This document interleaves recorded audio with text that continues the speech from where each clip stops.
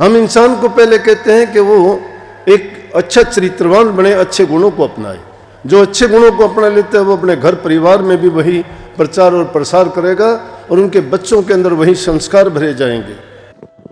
आप सभी को प्यार भरी राधा स्वामी जी। देखिए, जो आज का सत्संग का विषय है उसमें महाराज जी ने बताया कि व्यक्ति किस तरह अपने जीवन को सुधार सकता है, व्यक्ति किस तरह अपने जीवन में जो जो बुराइयां है उनको दूर कर सकता है और अपने अंदर एक अच्छा संकेत यानी कि अच्छा व्यक्ति ला सकता है। और साथ ही महाराज जी ने बताया कि व्यक्ति के क्या क्या कर्तव्य होते हैं सत्संग में जाकर, और जो व्यक्ति सत्संग में जाता है उस व्यक्ति को किस तरह की बातों को अपनाना चाहिए और किस तरह गुरु के उपदेश पर चलना चाहिए। और साथ ही महाराज जी ने बताया कि बुराइयों में कुछ भी नहीं रखा। जो इंसान बुराइयां करता है, शराब पीता है, दारू पीता है, उस व्यक्ति का जीवन भी बर्बाद होता है और साथ ही साथ उसका परिवार भी बर्बाद हो जाता है और उसका घर एक नरक की तरह हो जाता है। इसलिए हमेशा इन चीज़ों से बचिए। और साथ ही महाराज जी ने बहुत प्यारी प्यारी बातें सत्संग में बताई है। तो चलिए, आपका कीमती समय लेते सत्संग को शुरू करते हैं। कृपया सत्संग को पूरा सुनकर पुण्य भागीदार अवश्य बनिए। राधा आपको तंदुरुस्त और स्वस्थ रखे, हर दिन आपको नई से नई खुशियों से आपके जीवन को भर दे। ऐसी कामना के साथ मैं आप सबके लिए मंगल कामना करता हूं कि आप सदा सुखी और खुश रहो। नव वर्ष आपके लिए नए नए शुभ, अच्छे और खुशी देने वाले संदेश लेके आए। अब बीता हुआ कल था जिसको अलविदा हम कह चुके। अनेक प्रकार के अनुभव हमें उसमें हुए होंगे। जीवन में समय के साथ, परिस्थितियों के साथ हमारा स्वभाव भी बदलता रहता है। कभी दुख, कभी सुख, कभी गम, कभी खुशी, कभी लाभ, कभी हानि, कभी लड़ाई झगड़ा, तो कभी और दूसरे प्रकार के बर्ताव और व्यवहार में हम गुजरते हैं। परंतु अगर उनमें पीछे मुड़ के देखेंगे या उनमें हम खो जाएंगे तो हमें कुछ लाभ मिलने वाला नहीं है। पीछे जो समय था वो अब भूतकाल में जा चुका है, बीत चुका है। अब उसको याद करने से फायदा नहीं। अब तो यह है कि जो आगे की है उसका हम सुधार करें। हर दिन, हर घड़ी, हर पल, हर महीना और वर्ष नए नए संदेश लेके आता है। देखते देखते समय गुजर जाता है। जिस उद्देश्य को लेके हमें चलना था उस उद्देश्य से भी हम भटक जाते हैं। भटकाव का कारण है संसार के पदार्थ, हालात और समय। इसीलिए बात बात पे हमने सुना होगा, कितनी बार कहते हैं कि समय बलवान होता है। काल कहते हैं हम, काल, समय एक ही चीज है, वक्त। जिस वक्त में अच्छा हो जाता है तो कहते हैं कि बड़ी शुभ घड़ी थी। जिस वक्त में कुछ खराब होता है तो कहते हैं कि बहुत खराब वक्त था। लेकिन वक्त के साथ हमारा कर्म काम करता है। कर्म को बनाने और सुधारने के लिए हमें जो कर्म की व्याख्या करना जानता है और कर्म को सुधारने का तरीका बता सकता है, उनकी शरण में जाना चाहिए। और उनके कहे अनुसार अगर हम काम करते हैं तो निश्चित रूप से हमारी सारी विपत्तियां दूर हो जाती हैं, कुमति हमारी भाग जाती है और सुमति आती जाती हैं और सद्गुणों से भर जाते हैं। आशाएं, निराशाएं तो तब आदमी का पीछा करती हैं जब इंसान कामनाएं बना लेता है, आशाएं ज़्यादा कर लेता है, इच्छाओं की तरफ भागना शुरू कर देता है। उनकी पूर्ति जब नहीं होती है तो इंसान दुखित हो जाता है। लेकिन समय के साथ जो काम हम बचपन में करते थे वो जवानी में नहीं किए, जो जवानी में कर सकते थे वो ढलती उम्र में नहीं कर सकते, और ढलती उम्र में जो नहीं कर सकते थे वो बुढ़ापे में तो कर ही नहीं पाते। इसीलिए जिन लोगों ने अनुभव किया उन्होंने ये बताया कि समय रहते हुए अगर हम अपना काम नहीं कर पाते हैं तो फिर कुछ भी बनने वाला नहीं है। लेकिन बड़े भाग्यशाली हैं हम जी महाराज जी, कि हमें वो नाम मिला, गुरु की शरण मिली, सत्संग मिला। सुधार करने का इससे अच्छा और कोई समय और अवसर कभी आना भी नहीं। कल अपने एक पत्रकार महोदय ने सवाल किया मेरे से, कहने लगे कि राधा स्वामी मत में अनेक डेरे, अनेक गुरु हो गए, क्या वो सब अलग अलग हैं? क्या उनके नियम अलग हैं? एक दूसरे से मिलते क्यों नहीं? मैंने कहा कि डेरे कितने भी हो जाएंगे, ये तो स्वामी जी महाराज का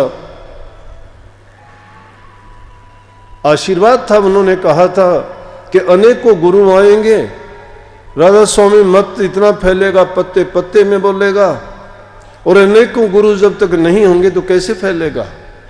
एक पिता के कितने पुत्र होते हैं, लेकिन उससे उनका वंश तो नहीं बदल जाता ना। जब भी हम बोलते हैं तो उनके दादा परदादा का नाम लेके कहते ये उनकी संतान है। मैंने कहा हमारे सिद्धांत और नियम है वो किसी से भिन्न नहीं है। अगर सत्य सनातन धर्म को भी अगर मानने वाले हैं तो हम उसी पर खरे उतरते हैं। लेकिन हमारा करनी करने का तरीका, हम करनी को बड़ी मानते हैं। जो इंसान करनी नहीं करता है और बातें बनाता रहता है तो शेख चिल्ली के सौपन देखने से इंसान की कामनाएं पूरी नहीं होती।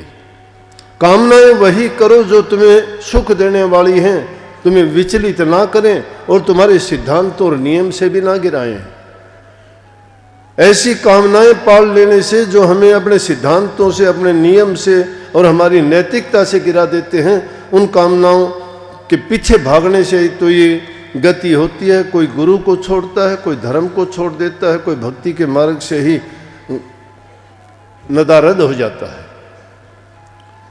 राधा स्वामी मत की खूबी है, वो चाहे ब्यास में हो, चाहे आगरा में हो, चाहे दिनोद में हो, चाहे वो मथुरा में हो, चाहे दिल्ली काशी में कहीं भी हो, हमारे नियम वही हैं। ध्यान करने के तरीके, सुमन का तरीका, ध्यान का तरीका, भजन करने के तरीके वही हैं। अभ्यास करने का, हम योग को भी मानते हैं, हम तप को भी मानते हैं, हम सुमन को भी मानते हैं।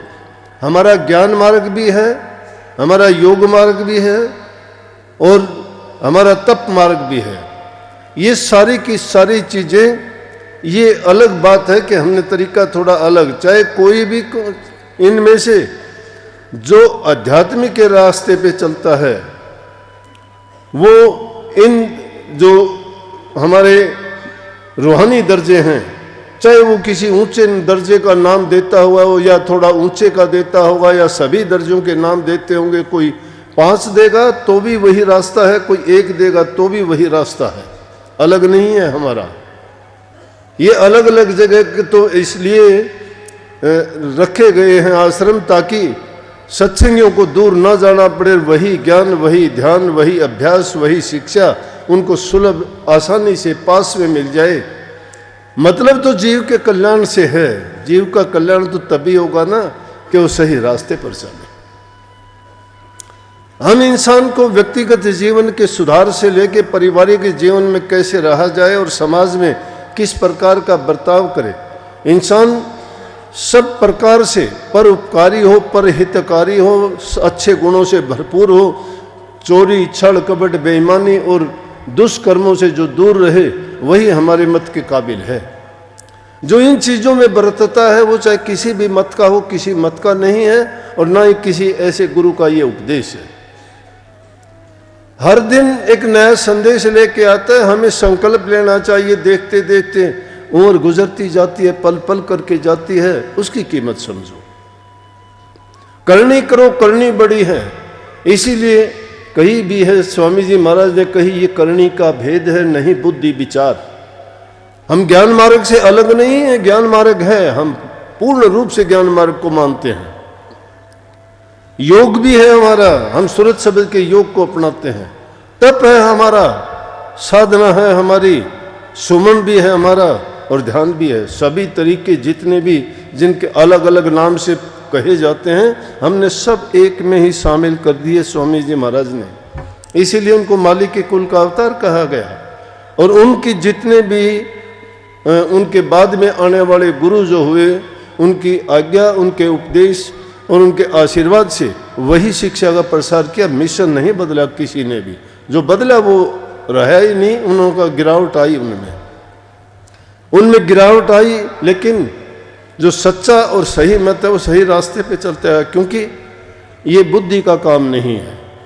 बुद्धि की बातें तो आदमी कुछ दिन तो चला लेगा, लेकिन कुछ दिन के बाद कितने गुरु ऐसे आए दुनिया में, अमेरिका जैसे देशों में जाके डंका बजा दिया।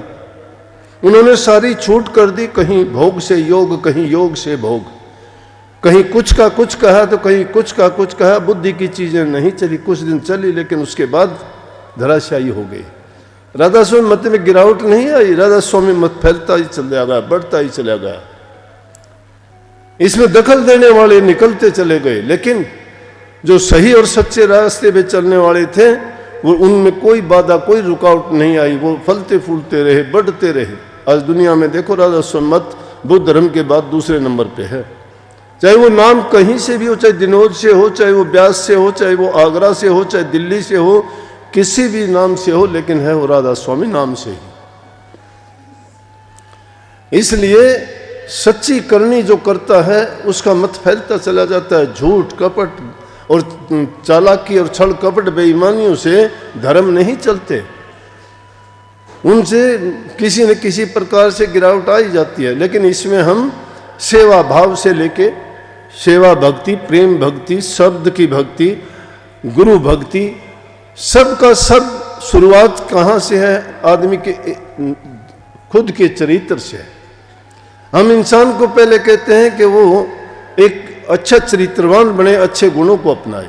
जो अच्छे गुणों को अपना लेता है वो अपने घर परिवार में भी वही प्रचार और प्रसार करेगा और उनके बच्चों के अंदर वही संस्कार भरे जाएंगे। जब बच्चों में वही संस्कार होंगे, आज देखते नहीं छोटे छोटे बच्चे आके भी कहते हैं जी मुझे नाम मिल जाएगा। हमें पता लग जाता है कि इनके घर में सत्संगी है, इनके माँ बाप भाई कोई ना कोई होगा, जरूर होगा। उनमें से, दोनों में से नहीं तो एक तो जरूर होगा। लेकिन हमारे समाज में कुछ ऐसी हालात ऐसे हैं कि अनपढ़ता के कारण कहो, भोलेपन के कारण कहो, गरीबी के कारण कहो, या नासमझी के कारण कुछ लोग ऐसे हैं कि उन बुराइयों में फंसे बैठे हैं। शराब वगैरह की लत लग जाती है और उस बुराई के में फंसने के कारण वो खुद तो जाते नहीं हैं, अब दूसरों को, घर वालों को भी नहीं जाने देते। क्यों? एक दूसरे के विरोधी हो जाते हैं। वो गलत रास्ते पे चलता है, वो अच्छे रास्ते पे चलना चाहते हैं, तो वो उनको भी मना करता है। ये माताएं बहनें परेशान हो जाती हैं, कहती हैं कि अगर हम सत्संग में जाएं या हमारा घर वाला भी आ जाए तो उसकी बुरी आदतें छूट जाएं। कई बार तो छोटे बच्चे भी आके जब उन ऐसे लोगों की बात करते हैं तो रोना आ जाता है कि देखो, एक नादान बच्चा भी ये समझता है कि बहुत बुरी चीज़ है। हम उनके कारण कैंसर जैसी बीमारियों से जूझते हैं। हार्ट अटैक जैसी बीमारियां छोटी छोटी उम्र में क्यों होती हैं?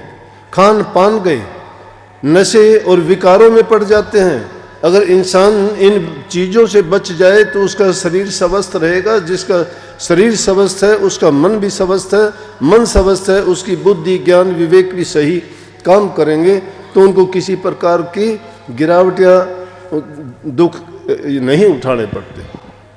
सत्संग को पूरा सुनने के लिए आपका बहुत बहुत धन्यवाद। हम आशा करते हैं आपने सत्संग को बड़े ध्यान से सुना होगा। तो जैसे पहले सत्संग जी आपने सत्संग में सुना, महाराज जी ने बताया कि अगर हमें अपने परिवार को सुधारना है तो उसके लिए हमें सत्संग में आना पड़ेगा। अगर हमारा एक बच्चा भी सत्संग में आता है तो हमारा पूरा परिवार सत्संगी बन जाएगा। और हमारा परिवार अगर अहल बहल करता है यानी कि नशे पते करता है तो सब त्याग देगा और अपना एक अच्छा व्यक्तित्व जीवन जिएगा। और जैसे ही महाराज जी ने बताया कि सत्संग में आने के बाद हमें गुरु के वचनों को बहुत ही ज़्यादा मानना चाहिए, उनके वचनों को बड़ा ही ध्यान से सुनकर उन वचनों को अपने जीवन में उतारना चाहिए और अपने जीवन को सार्थक बनाना चाहिए। और साथ ही जैसे महाराज जी ने बताया कि इंसान जैसा कर्म करेगा वैसा ही फल मिलेगा। इसलिए हमेशा अच्छे कर्म कीजिए, दूसरों के लिए अच्छे कार्य कीजिए, दूसरों के लिए अच्छे काम कीजिए, भलाई के कार्य कीजिए, ताकि जो आपका जीवन है वो सार्थक बन सके। और साथ ही अगर आपको सत्संग अच्छा लगा तो कमेंट बॉक्स में राधा स्वामी लिखकर पुण्य भागीदार अवश्य बनिए। मिलते हैं जल्दी एक नए और बहुत ही प्यारे प्रवचनों के साथ। तब तक के लिए आप हमें दीजिए राधा स्वामी।